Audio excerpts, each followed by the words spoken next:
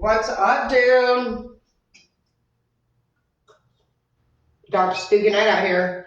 I guess I started a trend of nobody having their lights on around here. It's pure black out there.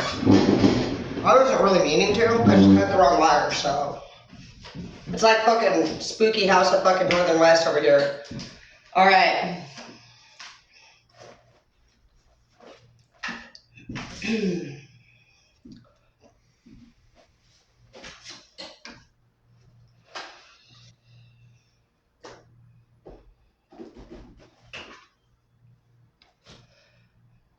Well, you're going through a rebirth. You're imagining things with somebody. You're really overwhelming me with curiosity. You have the curious card, you have rebirth, so you're changing.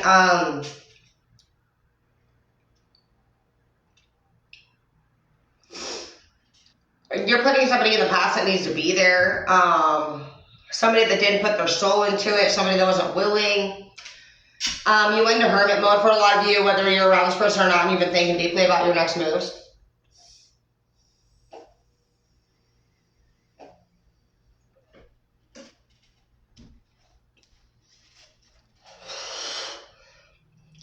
Some of you guys decided you don't want to be with this person. You like literally don't have, you have the Chariot in the reverse, you have Four of Wands in the reverse. The Chariot would be a Cancer, forward movement. And Four of Wands means marriage. Sorry.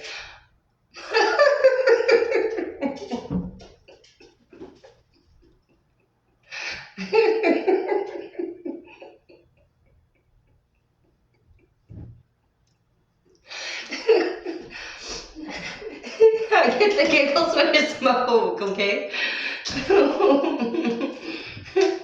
You're holding yourself back. And there's nothing to be afraid of. All this requires is some paperwork. For some of you, you may need to make some things in final. You may need to get a parenting plan in place. Maybe set some talk to your landlord and just tell the landlord, hey man, this has been going on. We both have a place, but honestly, like start a couple months in advance and just say, I've done it before. Debbie had my back, bitch. My landlords, Judy too, both of them. If you got an issue with anyone, talk to your landlord on the low, alone too. Don't trust anybody else in the space because somebody else is going to convey like your information to like the other person. Just set it up for success and be like, bro, we are not on the right path, me and this lover. Is there any way we can like work towards this? What can I do? We're on this lease together. If you're in school and you're worried about being in default, to go talk to your financial aid counselors. Just let people know right now in this chapter like where you're headed, and that's out of a contract.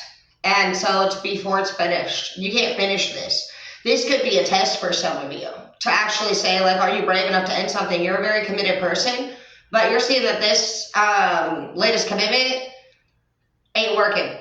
They're not committed to you. You've given this person over 3 chances to do what's right, and they continue to do what's wrong.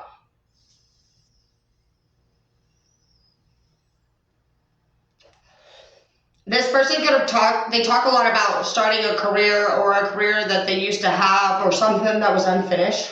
It has no value, and it's a repetitive conversation. We have career path in the reverse, amazing in the reverse. The power is always in the present moment.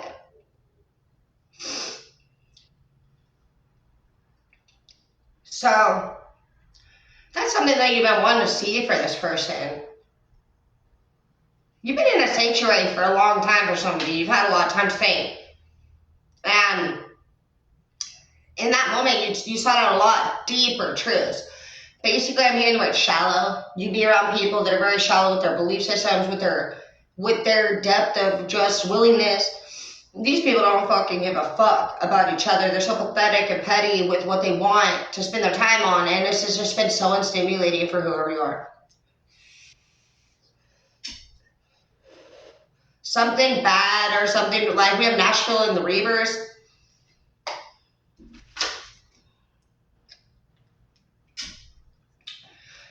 actually just put this person completely in the past. Like, they have access to all your shit. This person's snoopy. They enter their home whenever they want. They could be very controlling. They could be like, who the fuck are you still with? This person has let you down so many times, but yet they access your shit. They're in your phone. They want to know what you're doing.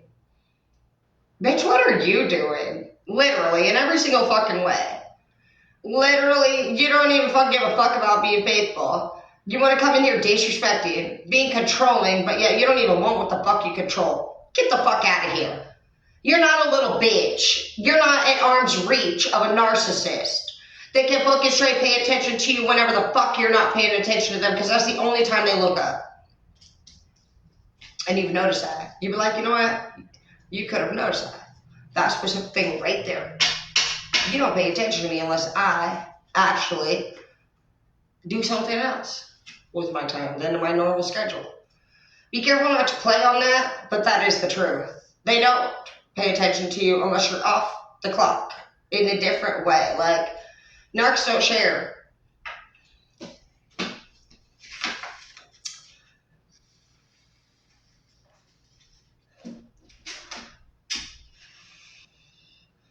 You know that you don't want to co-partner with this person, says you're no longer looking for that in them. Like, you've registered, like, this person is not somebody you want to collab with. And if you're wondering, it's a no. It's saying absolutely do not. This person's very money hungry. They are very spiteful. They're jealous of you yourself, and you're their biggest fucking asset. This person wants to be number one without learning how to get there first, without being pure, without being quality. They just think they're going to surpass everyone by literally standing next to these people, but learning nothing. They don't have strong connections with people. They don't have a strong connection with God. They are pathetic. They have these traits because God makes us that way. He makes us carry traits that could access us to these places so that basically these lessons can be taught. All of our karmics have an opportunity to do what's right, but they come in unpure and they leave even worse. They leave with the implanted memory of what could have been, and that's a great lesson. To give somebody who is unpure the taste of what could have been is one of the greatest lessons God could give somebody. And for an intelligent person who plots and plans against another person to have done wrong, until they break that curse of ego, they will continue to plot and plan and think that it's their great victory. It's not. God placed us all where we are, and we have to be true. We have to be pure in order to elevate. And so until they really realize that they are not the victory, they will continue to be the failure, the loss, the fate.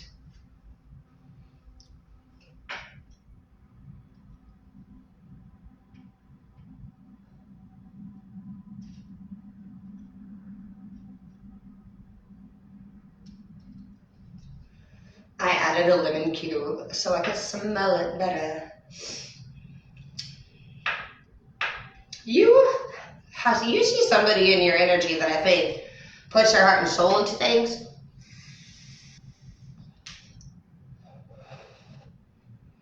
And you've been imagining yourself with them for some of you. It says that you need to look beyond what can be seen. Open up and explore.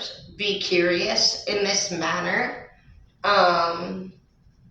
Somebody tries to make you be afraid, like you're not good enough to have a clean slate, but you used to be somebody who like big money, big papa energy. You have engagement in your future. You have a brand new house in your future. It all just really just is, you know what, whatever plan you were thinking when you were in hermit mode, that's the plan you put into fruition. It's okay to have everyone in our lives. But when they start basically halting that plan, God's like, bitch, move. Get out the way. I said, move, bitch. Get out the way. God's working with all of us individually. And anytime you're halted, God literally is looking at you like, bro, are you really staying? We got shit we were doing. And so it's like, you better start looking at this person and God like you're being asked a choice. Definitely what's happening in this chapter. That feeling that you've been getting every time you got that calling to just do that one thing, and when people doubted you and then they told you to get off on this path over here, do this thing over here, That's where you and God are over here making Noah's Ark and shit. And so just think of it like that. Him just being like, bro, let's go. This bitch is tripping. You know, we've been talking about this. We made a promise to ourselves that we were gonna fucking do this, bro. Think of God as your fucking straight homie. That's what I do. And me and my God, we ride, dude. We ride. This person causes you Eight of Swords, and they're going through it. Anybody who's going to not know that God made us all individual projects of ourselves and the world is going through an Eight of Swords. You got to really imagine God in the room while these hoes and bitches are telling you what the fuck to do, and really think, do you really think that they're going to talk to you like a fuck that in front of God? No, they would not. We all know those fake ass bitches be like, oh, you know, they have a whole different voice they use, bro. God knows. He knows when you've been sleeping around. He knows when you are late. He knows if you are bad or good. So be good for goodness sake. You better watch out.